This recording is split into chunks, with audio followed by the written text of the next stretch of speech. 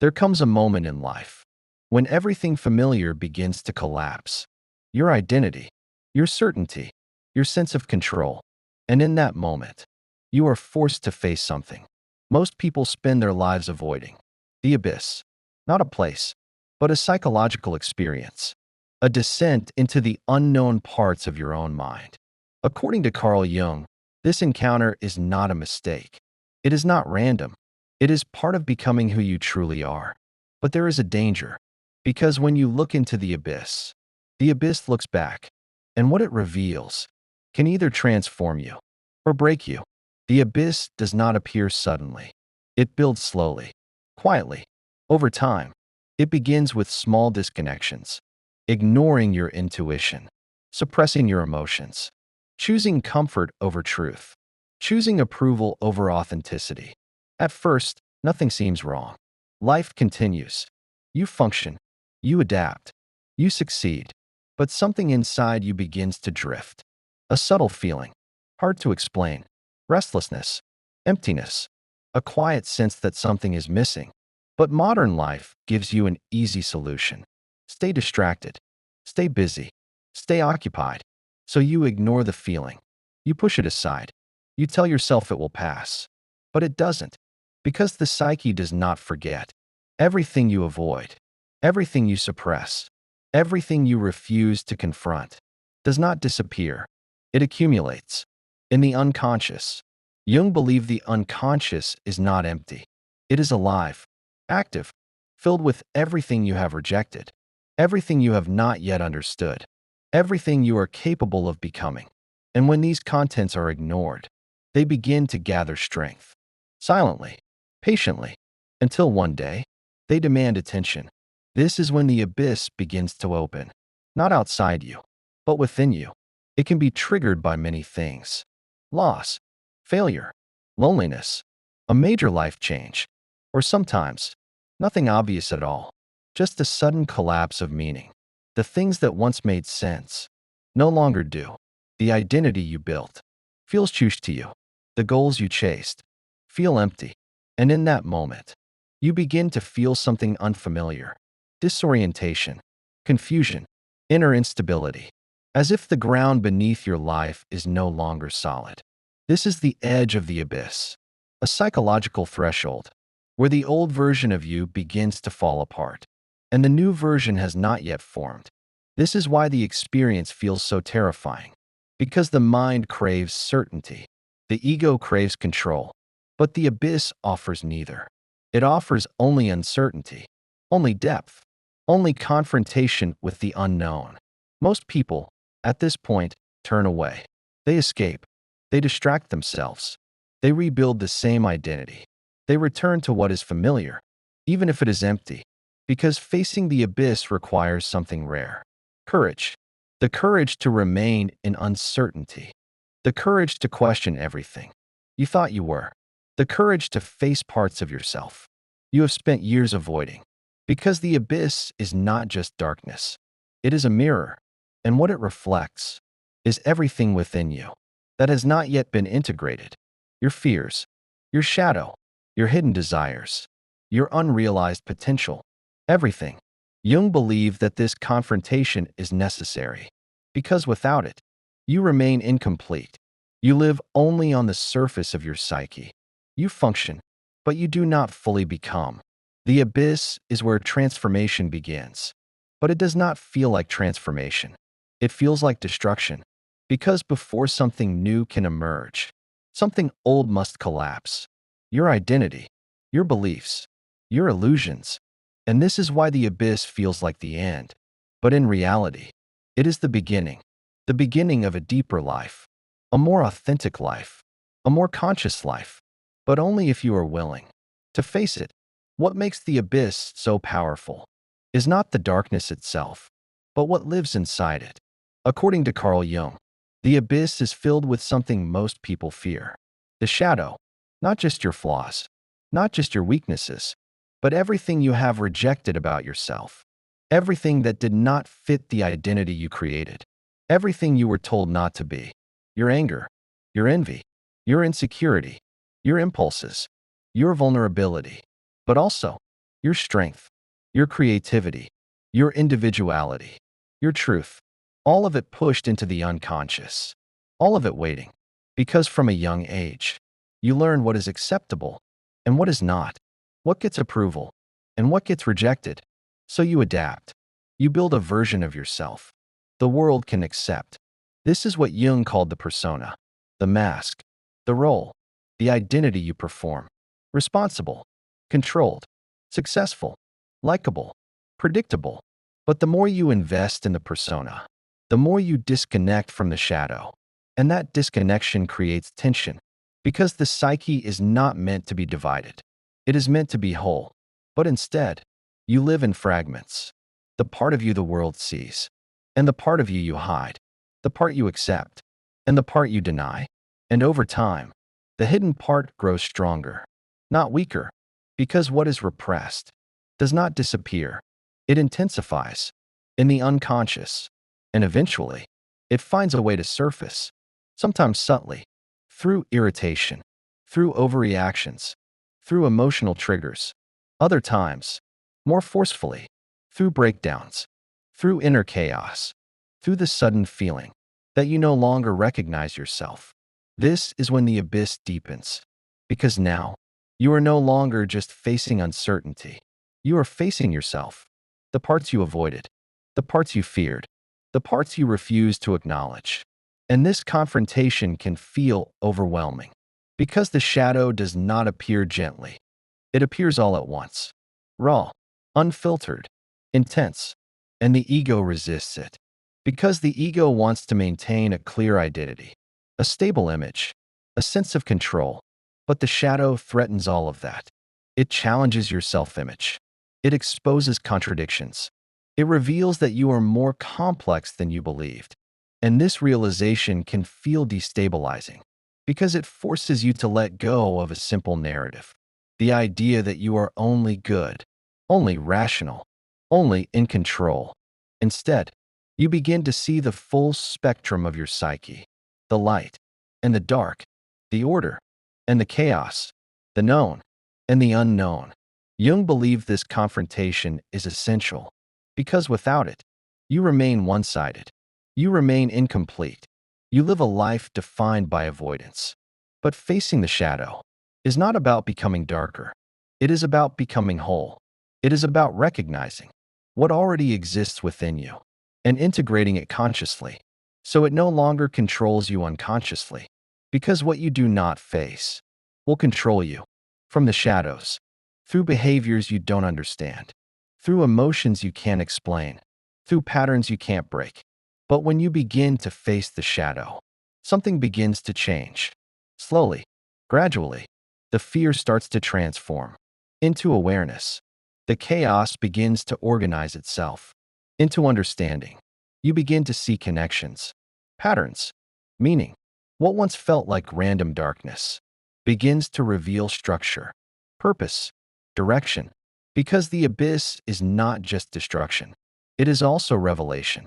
It shows you what has been hidden, not to harm you, but to transform you. And this is where the process becomes different, because now you have a choice. You can continue to resist, continue to suppress, continue to escape, and remain divided. Or you can begin the process Jung called integration, the conscious acknowledgement of the shadow, the willingness to see yourself fully, without denial, without distortion, without illusion. This is not easy.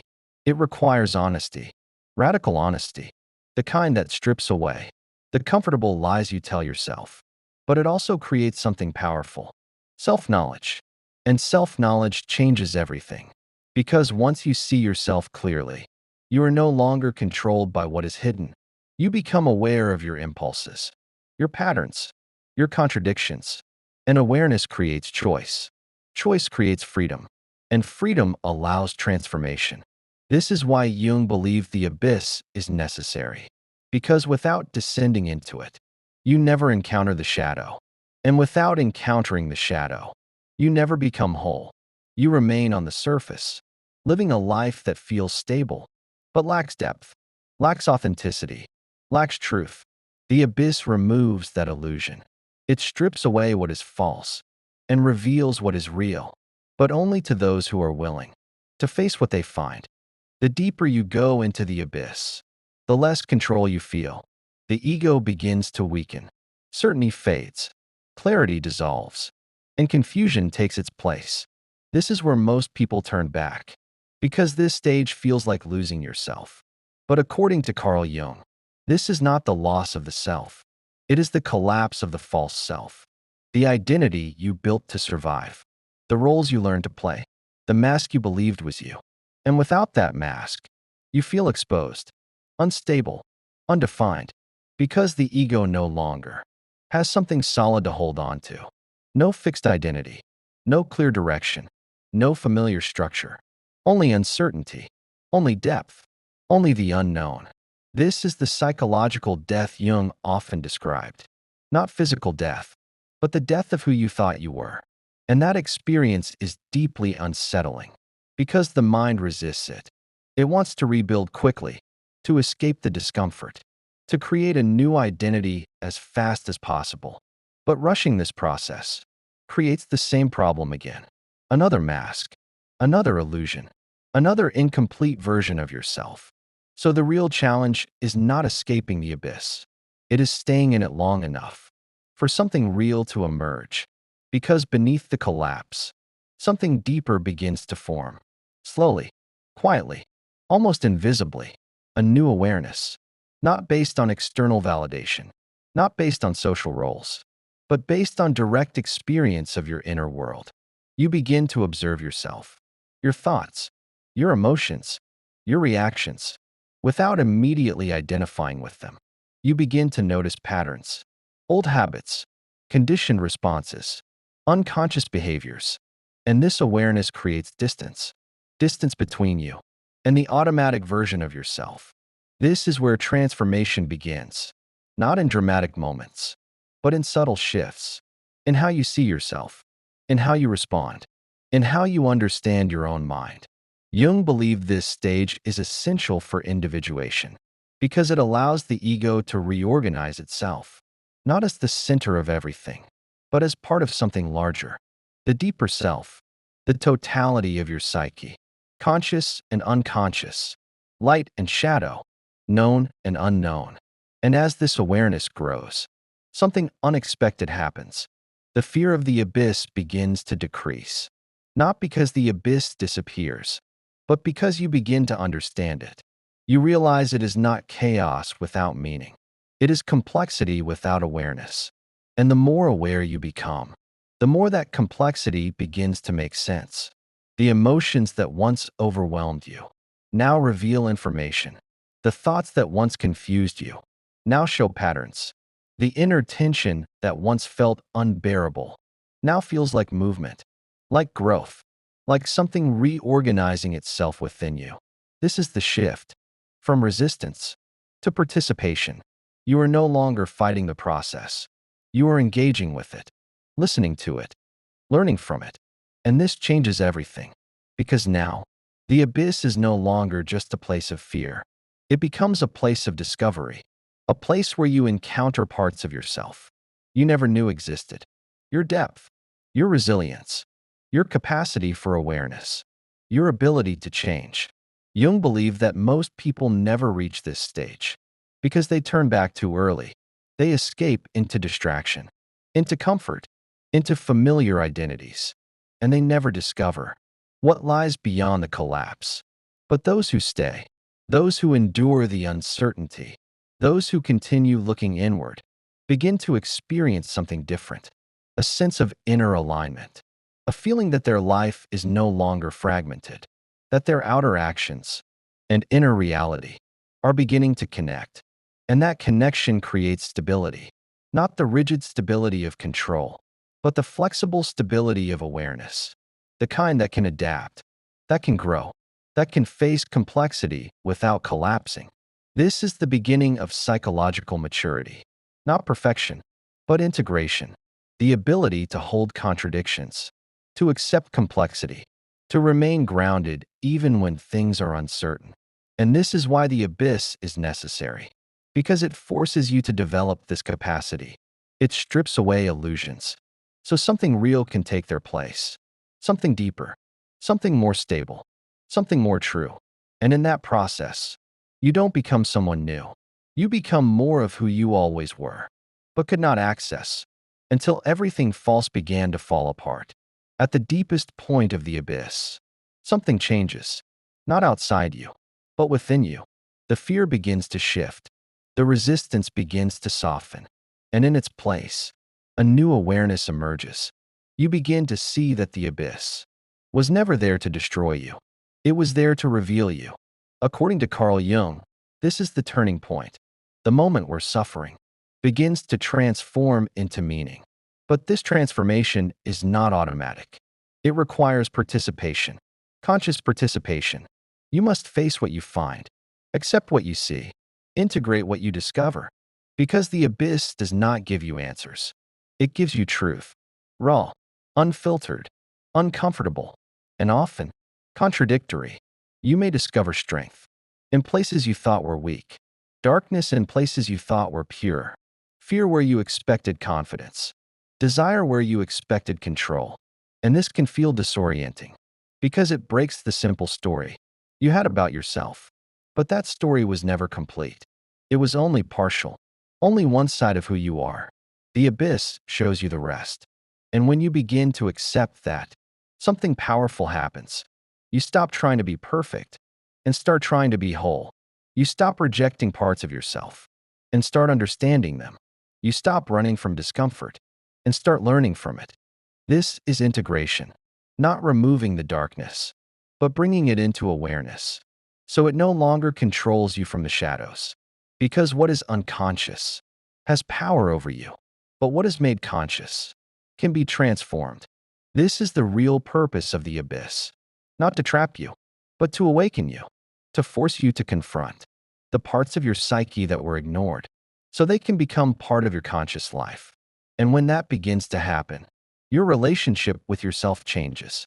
You become less reactive, less fragmented, less dependent on external validation, because your identity is no longer built only on the surface. It is rooted deeper in self-awareness, in understanding, in acceptance.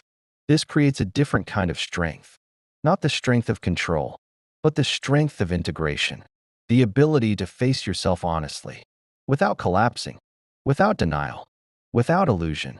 And this strength extends into your life. Your decisions become clearer. Your relationships become more authentic. Your direction becomes more meaningful, not because life becomes easier, but because you are no longer divided within yourself. This is what Jung meant by individuation, the process of becoming whole, the integration of all aspects of the psyche, the movement toward the self. And this process changes how you see the abyss. It is no longer something to fear. It becomes something to respect, something to learn from, something that marked the moment. Your life became real, because before the abyss, you may have been living, but not consciously, not fully, not authentically.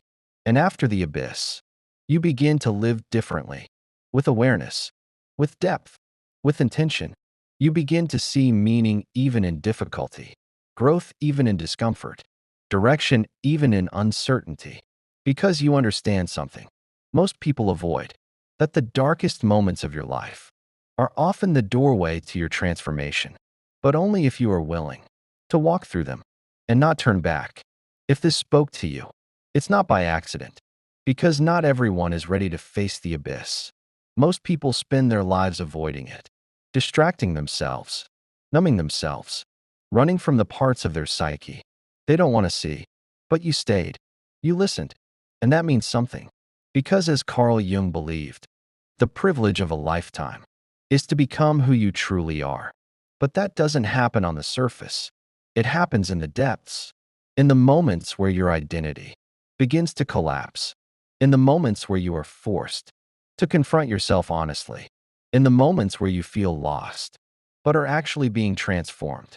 So if you want to continue this journey, not just watching videos, but understanding your own psyche, your shadow, your unconscious, and the deeper self within you, make sure to subscribe to the channel, because this is not just content.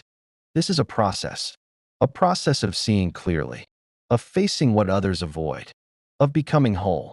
And before you leave, ask yourself one question. Have you been avoiding the abyss? Or is the abyss the very thing calling you to become who you truly are? If you're ready to face that question, then you're already further along than you think.